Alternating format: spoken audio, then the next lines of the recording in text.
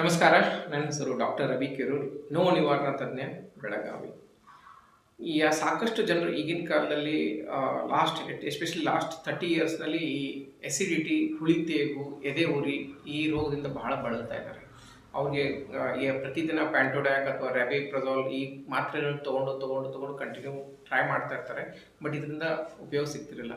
ನಿಮಗೆ ಅದು ಒಂದು ಕಾರಣ ಆಗಿರ್ಬೋದು. ಏನಪ್ಪ ಅಂತಂದರೆ ಈ ಎಣ್ಣೆ, ಯಾವ ಅಡುಗೆ ಬಳಸೋ ಎಣ್ಣೆ, ಈ ಯಾವುದೇ ಸೀಡ್ ಆಯಿಲ್, ಯಾವ ಬೀಜದಿಂದ ಎಣ್ಣೆ ನಾವು ಯಾವ್ದು ತಯಾರು ಮಾಡ್ತೀವಿ, ಇದರಿಂದನೂ ಕೆಲವು ಸಲ ಹೊಟ್ಟೆ ಉರಿ ಬರ್ತಾ ಇರುತ್ತೆ. ಹೀಗಾಗಿ ಈಗಿನ ಕಾಲದಲ್ಲಿ ಆ ಎಣ್ಣೆಯಲ್ಲಿ ಬಹಳಷ್ಟು ಆಯಿಲ್ಗಳು ಬೇರೆ ಮಿಕ್ಸ್ ಆಗೋದ್ರಿಂದ ಸಹಿತ ನಿಮಗೆ ಎದೆ ಉರಿ ಬರ್ತಾ ಇರ್ಬೋದು. ನೀವೇನು ಮಾಡಿ, ಒಂದು ವಾರ ಪ್ರಯತ್ನ ಮಾಡಿ ನೋಡಿ, ಇದರಿಂದ ನಿಮ್ಗೆ ಉಪಯೋಗ ಆಗಬಹುದು. ನಾನು ಎಲ್ಲರಿಗೂ 100% ಕಡಿಮೆ ಆಗುತ್ತೆ ಅಂತ ಗೊತ್ತಿಲ್ಲ, ಆದರೆ ನೀವು ಇದನ್ನು ಪ್ರಯತ್ನ ಮಾಡಿ ನೋಡಿ. ಯಾವುದೇ ಬೀಜದ ಆಯಿಲ್ ಸೇವನೆ ಮಾಡಿಬಿಡಿ.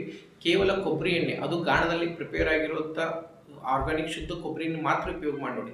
ಒಂದು ವಾರ ಉಪಯೋಗ ಮಾಡಿ ಅಥವಾ 15 ದಿನ ಉಪಯೋಗ ಮಾಡಿ ನೋಡಿ.